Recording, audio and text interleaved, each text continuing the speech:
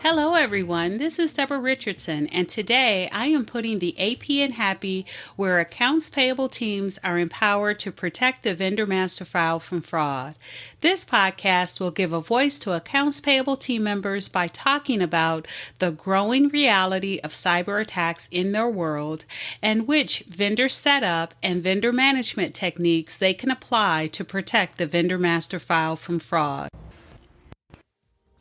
Visit the Vendor Process Training Center to enroll in your choice of 55 plus training sessions that will help you and your team avoid fraud, compliance fines, and bad vendor data. Or just sign up to get access to vendor process FAQs and to attend weekly drop-in live Q&A sessions. Visit training.deborahrrichardson.com today. The link will be in the show notes. If your company is a U.S. entity, then there are at least 5 free validations that you should and could be doing when you onboard your vendors. 3 of them can help you with 1099 and 1042 distribution and filing too. Which ones are those? Keep listening.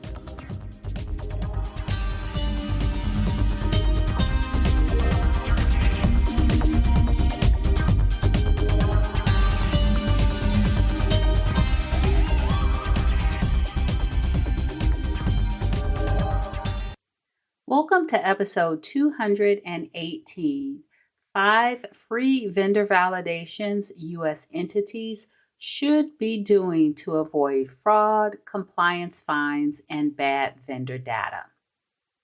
So I will confess, the Thursday this podcast is being published is before New Year's here in the U.S., and I am probably off doing some New Year things, and probably so are you.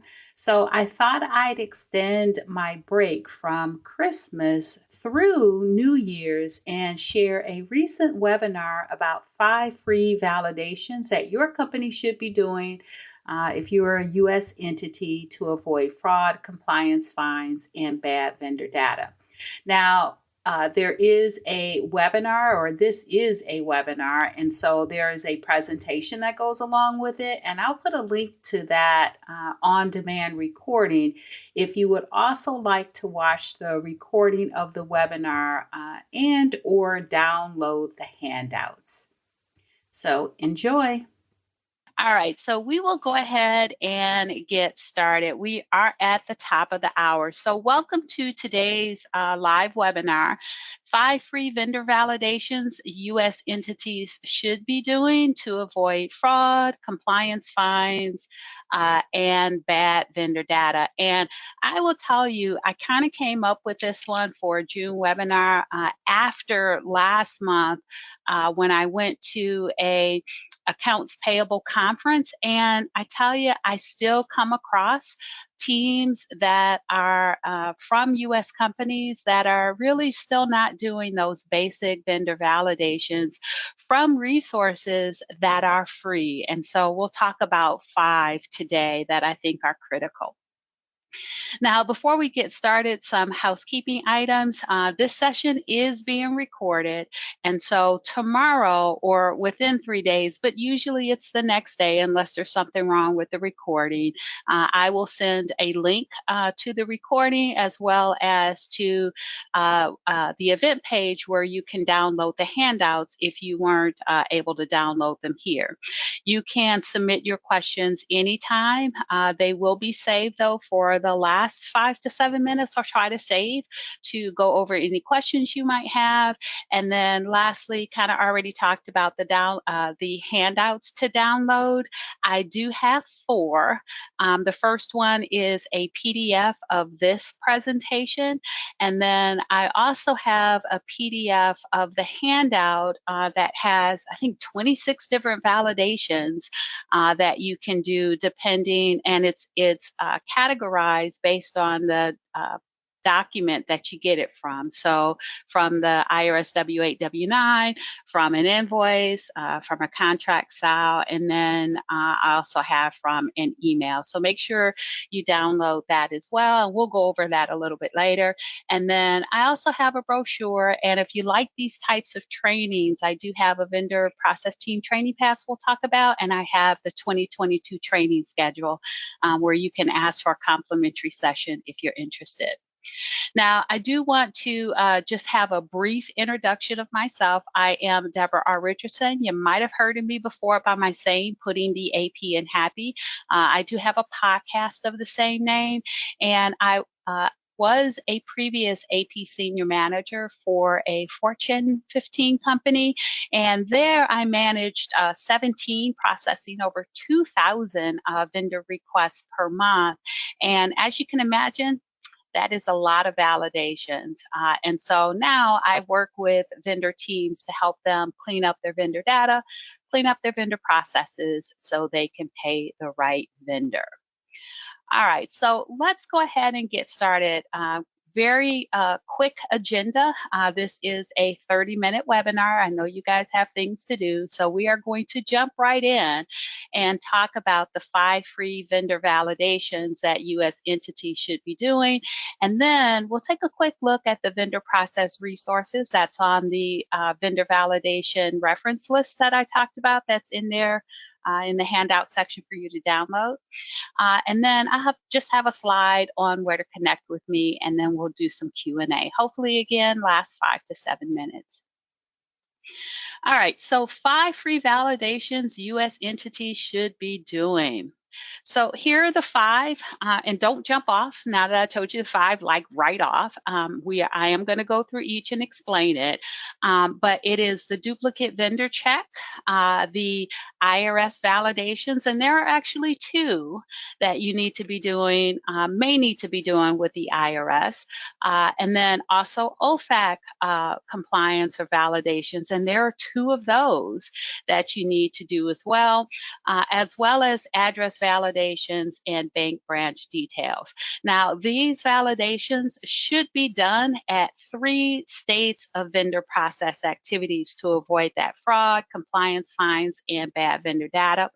And the first one, of course, is at vendor setup. So you know that the vendor is real and they are not on any watch list, that their data, right, their address data is real and standardized so that you can verify that they're not already set up in your system.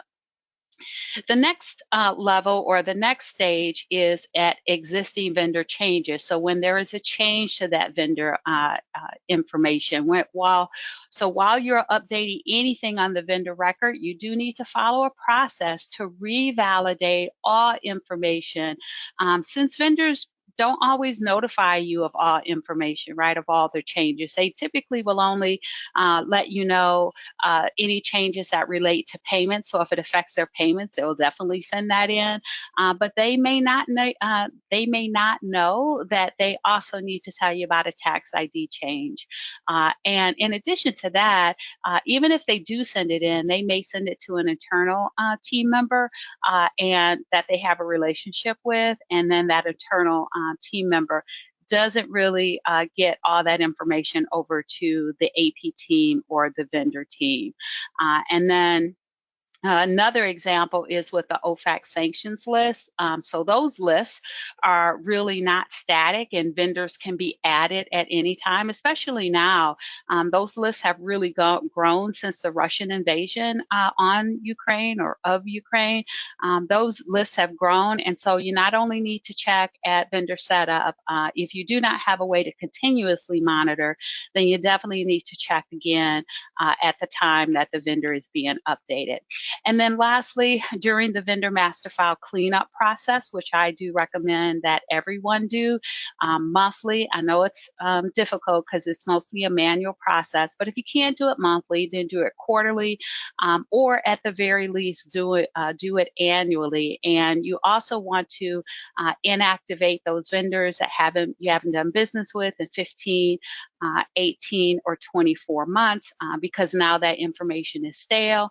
And then the remaining active vendors go through and revalidate them again to make sure that information hasn't changed, and then to also make sure that they haven't ended up on a watch list. It's also a great time again to do a duplicate vendor check. All right, so before we start talking about each one of these individually, I do have just one poll question for this half an hour webinar, and I'm going to launch it. So I'm not quite sure why it's there, but what I wanted to ask you is which of these validations are you not doing? So these are the 5 that I just talked about, and I wanted to see who was doing which and who was not doing those. So I won't ask you to put anything in the comments because it'll be kind of too hard to read, but just think about which ones you are not doing, and I'm going to go ahead and go to the next set of slides, and we will talk about why you need to do each, starting with the duplicate vendor check. Now, many of you may already be doing this, and the reason that you want to validate is, of course, to confirm that the vendor that you're about to set up does not already have a record in your vendor master file, because duplicate vendors can be an indicator of fraud, and they also can result in duplicate payments. Now, those of you that are already doing a duplicate vendor check, are you checking by at least 3 different criteria? That's by legal name, by tax ID, and also by address, because if someone fat-fingered the legal name, then maybe you can find it by the tax ID or the address. If somebody fat-fingered and entered in a wrong tax ID, maybe you can find it by the legal name and address, and so on. And if you have multiple vendor files, you do need to check to verify the vendor data matches. Now, typically, if there are multiple vendor files, it means that maybe your company has different vendor or different business entities that are set up in those separate vendor master files or those separate systems. And so you may need to add a vendor in one of those systems that it doesn't already exist, but it is a great time to check other vendor master files or accounting system and ERPs that they may be in, so that you can update that information if needed as well. Sometimes it's different information because you're dealing with one of your different entities, and so they may have different information, but sometimes it could be the same. So make sure you check all your vendor master files when you're checking for duplicate vendors and when there is an existing vendor change as well. Now, the required documents for this to search is the IRS W-8 and W-9, so you can get the tax ID, the vendor name, and the address, and then also an invoice if the remit address is different, or if you collect them, which I recommend you do if they're available, is the fully executed contract. Now, this duplicate vendor check is, of course, free because all you're doing is checking your accounting system and ERP. The next one is the vendor legal name / tax ID, that combination with the Internal Revenue Service or the IRS. Now, the reason you want to validate this is you want to confirm that the vendor is registered with the IRS and is not fraudulent and will not result in those CP 2100 or 2100 CP 2100A notices from the IRS that then triggers that whole B notice process where you have to reach out to the vendors and get a new W-9 due to legal name and tax ID mismatches. And I didn't mention it, but I said it on the previous slide. That was the actual question that someone asked is about the IRS legal name, tax ID, making sure they match the IRS 10 records.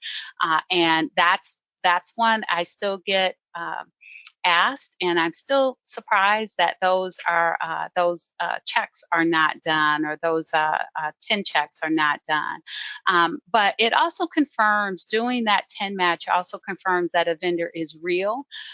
And for nonprofit charity organizations, that's the second check. You can also verify or confirm deductibility status as well. And so the required document that you'll get this information on is the IRS W-9 and or the IRS W-8 if that non-US vendor has a US tax ID number. And then how to validate, you can go directly on irs.gov e-services for the IRS 10 match. If you have a nonprofit or charity organization, IRS does have a separate exempt organization search tool, and I did put the link there, and in the PDF, when you download it, all of the links work. They are clickable. You need to check to make sure, one, that that charity is real, because there's a lot of charity fraud out here, even before the events of the past 2 years. Every time there's a natural disaster, a hurricane, these fake charities start popping up. So you do need to verify they are real.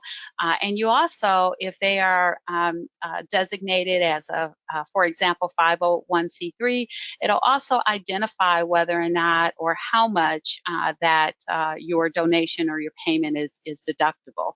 And so it does tell you some really good information. Now, there is a paid option, at least one paid option. There are probably more, but one is 10check.com. It does have a subscription plan, but on it, in addition to the IRS 10check, it also checks the IRS, that EO exempt organization select check tool as well. So that was the two for the IRS. And then the next one is OFAC, the Office of Foreign Assets and Control. And these there are two that you need to check with them as well. So the reason to validate is both your vendors and any foreign financial institution. So if you have non-US vendors and you are paying their foreign financial institutions, you need to check them as well. But you need to check the vendor names and the foreign financial institutions, if they have them, that appear on the OFAC sets of sanctions list. And if they are on that list, they should not be set up in your vendor master file. So compliance with OFAC regulations is required for U.S. individuals and entities, and failure to comply can result in both civil and criminal penalties. And I know lots of folks will be very anxious about those IRS penalties, but the OFAC penalties are much higher, and you can get both a civil and criminal penalty, and they can be in the millions each. Now, the required documents are the IRS W-9 or IRS W-8, vendor letterhead, bank letterhead, voided check, or a company branded ACH form or company branded setup form, which I recommend since the letterhead and the voided check all can be forged. So I do recommend that you have a company branded banking setup form. But with those documents, you can check both the vendor legal name and the vendor's bank name, the foreign financial institution, to make sure that they are not on any watch list. And there is a free service or free source through the U.S. Treasury, and you can do both a one-by-one check, or you can download those lists and have a Excel guru, you might be it, right? Do a what is the VLOOKUP or whichever applicable lookup is there, so you can do multiple at the same time. But you do need to check those. And then there is a paid version with or a paid resource, which is 10check, the same one we just have for the IRS, via a subscription plan. And they do offer a bulk upload. And when you do a bulk upload with 10check, they will check do the IRS 10 match, they'll do the EO Select Check tool, and then they'll also do all of their watch lists, of which OFAC is one, and they have 43 others. So you can do all of those with one bulk upload file. All right, the next one is the vendor address. And of course, this confirms that the vendors are not fraudulent using addresses that do not exist. And especially those addresses that you do a Google Earth with and they turn out to be a parking lot next to a liquor store. Yes, that did happen to me once. It also reduces, though, the potential that your check payments, because I know we also have them, check payments or your distributed 1099s and 1042s will not be returned, causing rework for the team. So it standardizes address formats in accordance with the U.S. Postal Service, or if you're from the international sending over, I usually say if you're sending from the US to US or to international, you can use the US Postal Service, but if you're within the international or non-US country, sending to a non-US country, then you can use the Universal Postal Union. It also minimizes duplicates because everyone's putting in the address the same way. And then lastly, for PO boxes, make sure you also require a street address and then validate both. Now here is where you can get an address as far as required documents. So it can be the IRS W-9, W-8, invoice if the remit address is different, or a fully executed contract if you collect those. Now there are 3 different paid free resources. So you can check the U.S. Postal Service where it's, I think it says the zip code lookup tool, but you can put the address in and it will format it for you. It'll tell you if it's valid. And if it is, it will format it for you correctly based on their standards, including adding the zip code +4. If you are international, sending to international, you can go to the UPU site, and mostly they just redirect you to a third-party provider depending on the country. So you can type in your address and have them complete it and standardize it for you. I also like Google Earth. I don't recommend using it for every address, but if there are any red flags, you can definitely check Google Earth to verify if it's valid or not. And then 2 paid resources. One is a company called Smarty, and Smarty will not only give you all the information back that the USPS does as far as formatting and standardization, but also tell you if that address is vacant, if it is inactive, or if it is a PO box only. So it really adds that address status, and it does that for both US and international addresses. And then lastly, of course, 10check is on there. They do offer the same service as USPS does, but only for US addresses. So if you have most of the US vendors, you can save yourself an extra validation resource. So you don't have to go to USPS. You don't have to go to IRS 10 match. You don't have to go to IRS EO Select Check Lookup. You can just do it all within 10check. And I wish I had one of those affiliate things with them. I don't. I just use them. And I used them when I was a practitioner too, but I still use them to this day for many of my validations. All right, the 5th one and the last one is bank branch details. Now, the reason you want to validate these, of course, is to confirm that the ACH and wire payments will be processed successfully. And the biggest thing that is not always understood, or maybe it is understood, maybe you just don't have time to do it, is that banks merge and are acquired all the time, which changes their bank identifier, bank routing number, their bank identifier routing numbers. And also, bank routing numbers can be used for ACH and wire payments, while some other routing numbers are restricted to only ACH or only wire. So you do want to confirm that one, they gave you the right information, because with the banks merging and being acquired, the vendors hardly ever understand that. They'll still give you the old checks, but they don't really realize when that information changes that they need to start giving out new information. And in some cases, they don't even, as long as their bank account number didn't change, they don't really pay attention that the routing number changed. So you do need to make sure that you understand that and you're looking for it, because you don't want to send that wrong routing number or bank identifier on your pay file. Sometimes it will make your pay file fail. Sometimes it will continue and send it to the bank, and then the bank could change it. And if they change it one too many times, right, you could be looking at a notch fine.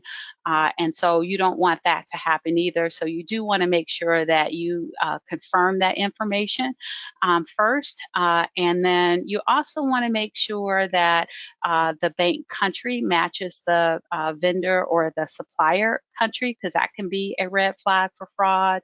And then the required documents you'll get that off of is the vendor letterhead, the bank letter, voided check, company branded banking setup form, again, which I do recommend instead of or in addition to the bank letter, voided check, or company bank letter, voided check, or vendor letterhead, which can be forged.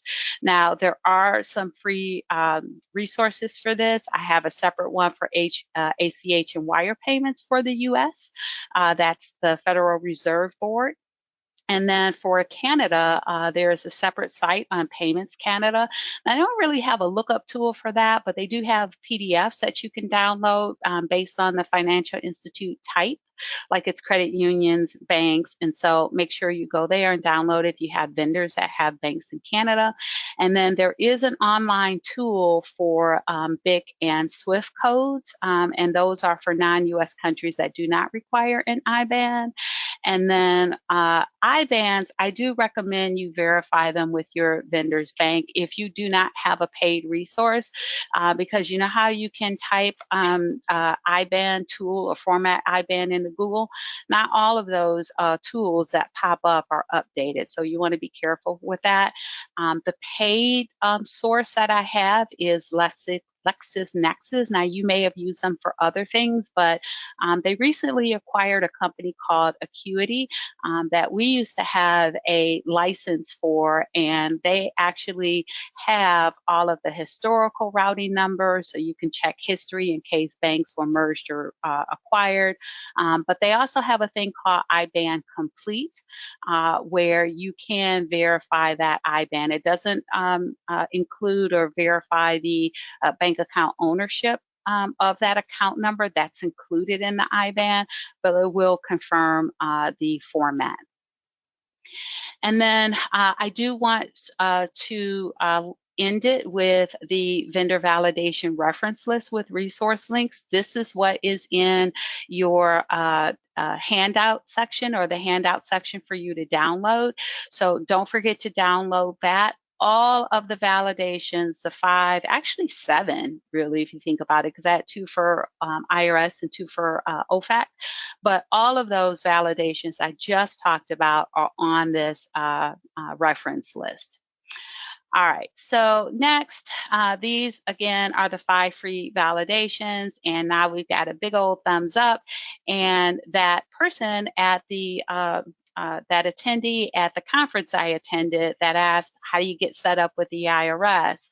I put in there, check the vendor validation reference list, because then she can click through and then find the information on setting up the principal first. And then once the principal is set up, then the team members can set up as well. All right, and then here is, I do have in the handout section for you, vendor team, the 2022 training schedule for the vendor team or vendor process team training pass, and that is available for one price all your team members get to sign up. And so if you'd like to see if that's something that would be of interest to you, take a look at that training schedule. I do trainings every Thursday, and if something pops out, ask for a complimentary session. I'll send you a link to join. In the meantime, I do have lots of free resources as well. One was the free vendor validation reference list. I also have a free desktop procedure template, free W-8 expiration date tracking form, because you know they expire, whereas the W-9 does not. And then lots of free and on-demand webinars, which this one will be. And then here is how to connect with me on social media. I also have a link to the podcast I talked about. And then I also have a fairly new YouTube channel where I publish a vendor master file tip of the week every Tuesday. So make sure you check that out if you're interested. And I saved a whole 3 minutes for questions. So let me see if anyone has any questions. I don't see any that are in the question section. So go ahead and if you have any questions, go ahead and type them in the question section and I will respond. Is there anything that surprised anyone about the validations out there that are available and that are free for everyone to do? We did have someone to say they were not aware of the OFAC validation. That is actually a really big one because, again, if you are a U.S. entity and you pay someone that is on, or you pay someone or that person's bank, if it's a foreign financial institution that is on one of those consolidated lists for OFAC, then your company is definitely has the potential for some very large fines. Is a validation with the Secretary of State good? I'm so glad you mentioned that because I do come across some teams that will check with their state's Secretary of State. And it's not bad. It's just more information to identify that they are a real vendor. And there are some states, there are like 4 states that actually do require that you fill out their own state forms. I know Pennsylvania is one. I know South Carolina is one. What's the other one? There are 2 other. California is one. Those are you in California know about the 587 and the 590 form. And then there's one other, Nebraska of all places. I do have actually a blog post on that on my site. And so if you go on my site, DeborahRRichardson.com, and go to the blogs, go to all resources and go to blogs, and then just type in Nebraska and you'll see the post with all 4 states that require additional vendor setup forms. One person said they tried to get the IRS, get set up with the IRS, but the primary had to go down and get fingerprinted. That I had not heard of, but if that's the case, check out 10Check. It is the cost is not prohibitive. With those 2,000 vendor requests I told you we did per month, we were able to use their 1,000 monthly plan. It was only $355, and if you have less than 100, then it's $99 or $99.95 or whatever per month. So the cost is not prohibitive, and it consolidates like 3 or 4 different validation resources into one. All right, so if there is any other questions, is OFAC only for wires and ACH payments? So OFAC is for foreign financial institutions, and it is also for vendor legal names, but the wires and ACH payments, it's I guess, yes, if you think about it just from the foreign financial bank institution side, yes, but you also need to check the vendor legal names as well. So we are 1 minute over. I do want to thank everyone for joining. If you think of questions that after this webinar, feel free to email me at deborah@deborahrichardson.com. If there are some that are in the question section that I did not answer, I will go through and I will send you a separate email. So I want to thank everyone again for joining and hope that you have a great rest of your day. Thanks, everyone. This webinar is now concluded. Thanks, everyone. I hope you enjoyed the 218th episode of the Putting the AP in Happy podcast, where accounts payable teams are empowered to protect the vendor master file from fraud. Don't forget to check the show notes for the links mentioned in the podcast. And if you enjoyed this episode, consider subscribing and writing a review of my podcast on the platform that you use to listen. Stay happy.